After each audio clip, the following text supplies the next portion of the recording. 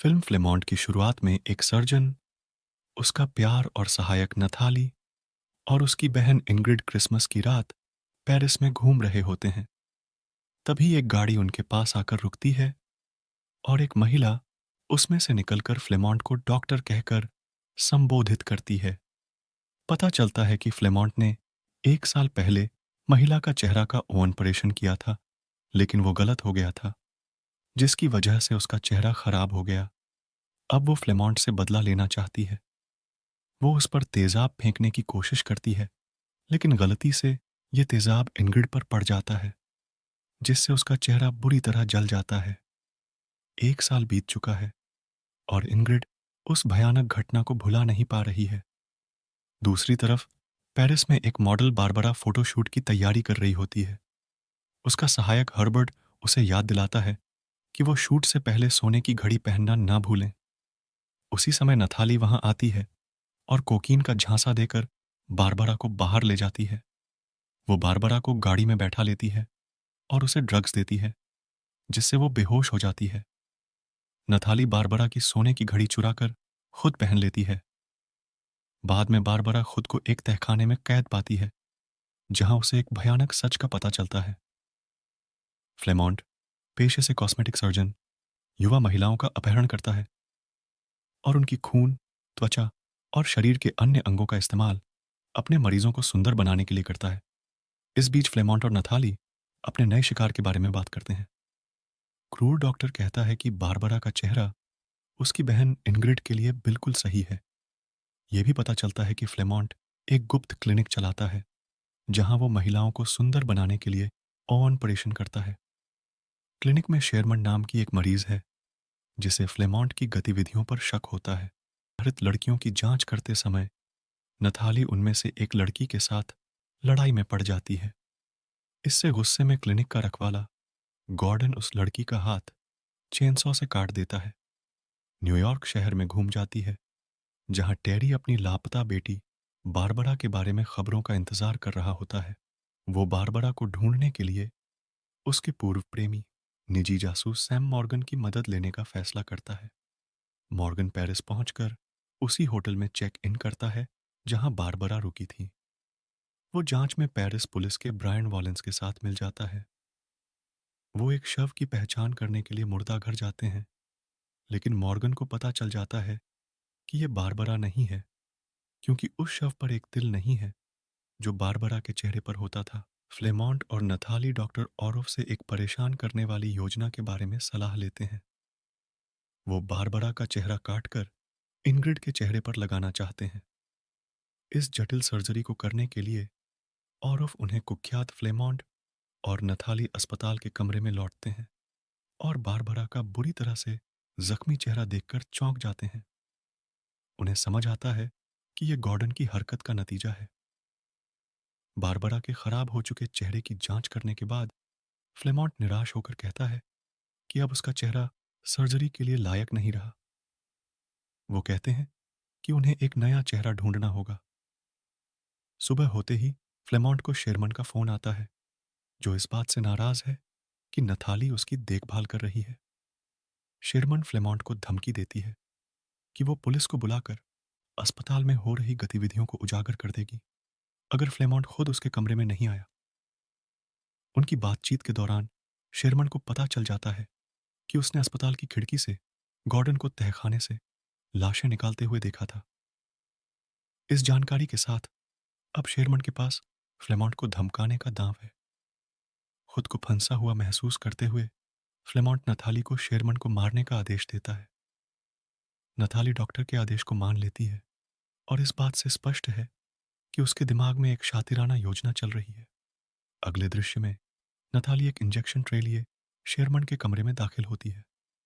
Tray देखकर Sherman को तुरंत अपनी मौत का अंदाजा हो जाता है। वो भागने की कोशिश करती है, लेकिन बूढ़ी और कमजोर होने के कारण वो नथाली से बच नहीं पाती। एक संघर्ष के बाद आखिरकार नथाली शेरमन को उसकी आंख में एक सुई चुभाकर मार डालती है। अपने खौफनाक अपराध के बाद नथाली को शिकारियों की तरह चीजें चुराने की आदत है। वो शेरमन की गर्दन से हार ले लेती है। इसके बाद हम मेलिसा को देखते हैं, जो एक बार में वेश्या का काम करती है। फ्लेमॉन्ट उससे फोन पर बात करता है और रात के लिए मिलने का इंतजाम करता है। पता चलता है कि मेलिसा पहले भी फ्लेमॉन्ट की मरीज थी, बिल्कुल बारबरा की तरह। इसी बीच मॉर्गन बारबरा के फोटो डायरेक्टर मैक्स से कड़ी पूछताछ कर मामले की तह तक जाने की कोशिश करता है। मैक्सन्स बताता है कि बारबरा अचानक गायब हो गई थी और साथ में उसका महंगा सोने का घड़ी भी ले गई थी।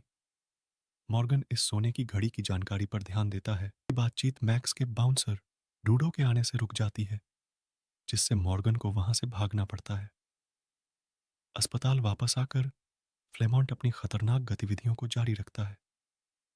पहले तो वो रात के लिए मेलिसा के साथ सोता है और फिर उसे अगले चेहरे के प्रत्यारोपण सर्जरी के लिए अपहरण कर लेता है। अब कहानी मॉर्गन के होटल के कमरे में चलती है, जहां वो बारबरा के पिता टेरी को अपनी अब तक की खोज के बारे में जानकारी देता है। वो टेरी को बताता है कि बारबरा को कोकीन की आदत थी और अपहरण के समय उसने एक महंगी सोने की घड़ी पहनी हुई थी। अगली सुबह नथाली डॉक्टर कार्ल मोसेर को फ्लेमॉन्ट के पास ले आती है। वो मिलते हैं और फिर डॉक्टर इंग्रिड की जांच करता है और उसे विश्वास दिलाता है कि जल्द ही उसका एक सुंदर नया चेहरा होगा। मोसर ऑपरेशन थिएटर पहुंचने के कुछ ही देर बाद फेस ट्रांसप्लांट करने का इरादा करता है, जबकि मेलिसा अभी भी जीवित है। हालांकि परेशानी खड़ी हो जाती है और ऑपरेशन के दौरान मेलिसा की त्वचा पूरी तरह से खराब हो जाती है।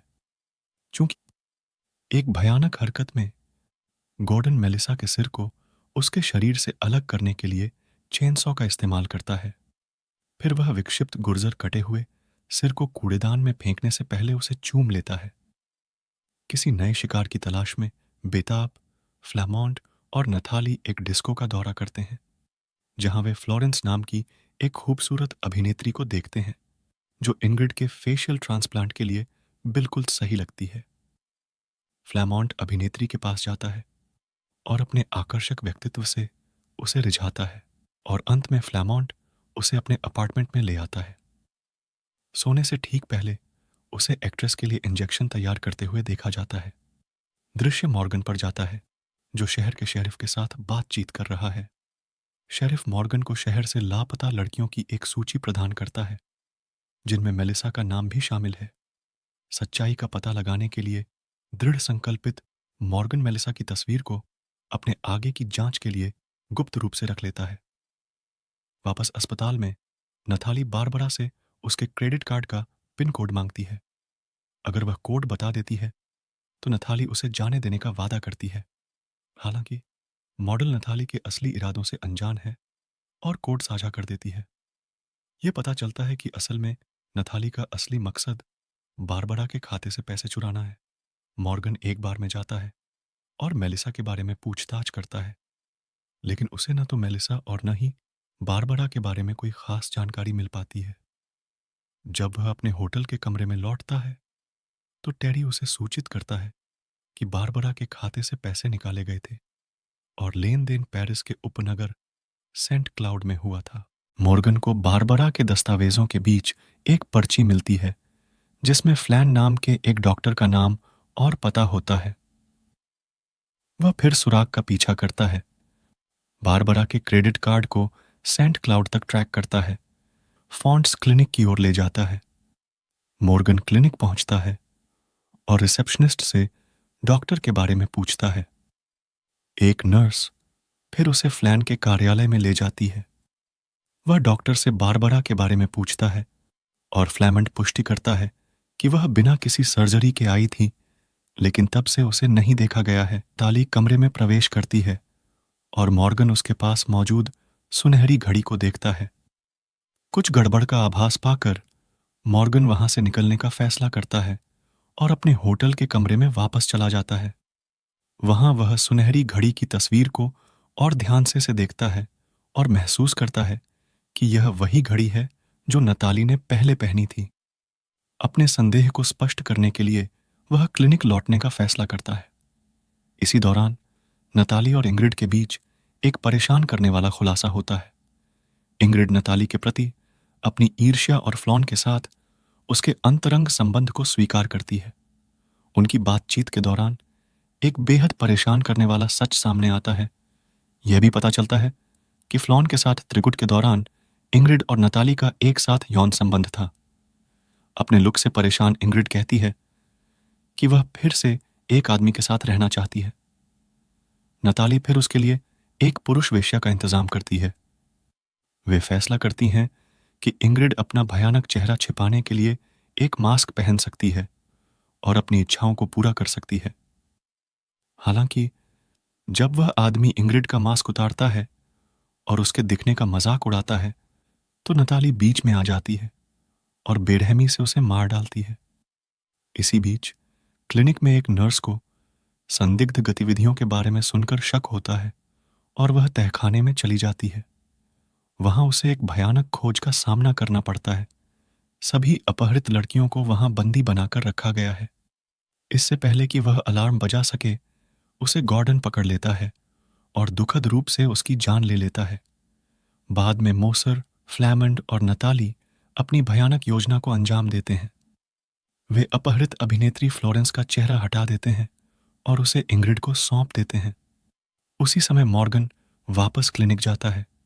वह तहखाने में जाता है और अंततः क्लिनिक के चौंकाने वाले रहस्य को उजागर करता है। उसी क्षण गॉर्डन घटनास्थल पर प्रकट होता है और दोनों एक हिंसक लड़ाई में शामिल हो जाते हैं।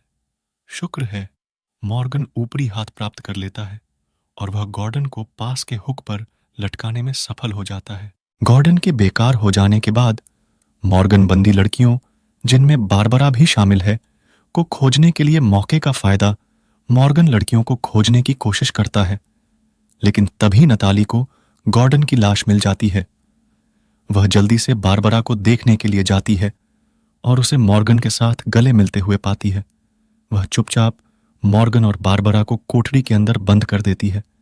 इसके बाद कहानी में एक भयानक मोड़ आता है। फ्लैमंड, मोसर और नताली बारबरा और मॉर्गन को ईंटों से बनी दीवार से उनकी कोठरी को सील कर देते हैं।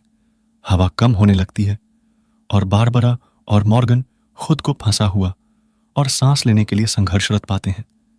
दूसरी ओर इंग्रिड को नए चेहरे के साथ उसकी खोई हुई सुंदरता वापस मिल गई है। फिल्म के अंत में पता चलता है कि मॉर्गन बारबरा के पिता को एक महत्वपूर्ण संदेश भेजने में कामयाब रहा था। उसने टेरी को सूचित किया था कि उसने बारबरा को पेरिस के एक अस्पताल में ढूंढ लिया है और वहां उसकी तलाशी लेने की योजना बनाई है। मॉर्गन ने टेरी को यह निर्देश देते हुए एक समय सीमा निर्धारित की थी कि यदि उसे 12 घंटों के भीतर कोई संदेश नहीं मिलता है तो टेरी को मरीन्स भेजें, क्रिसमस मुबारक शब्दों का इस्तेमाल करते हुए जवाब देना चाहिए। यह जरूरी संदेश प्राप्त करने के बाद टेरी समय बर्बाद नहीं करता है और अपने कार्यालय के कार्यकारी को पेरिस के लिए पहली उपलब्ध उड़ान बुक करने का निर्देश देता है। वह दृढ़ निश्चयी है कि वह किसी भी तरह से बंदी बनाए गए बारबरा और मॉर्गन को बचाएगा।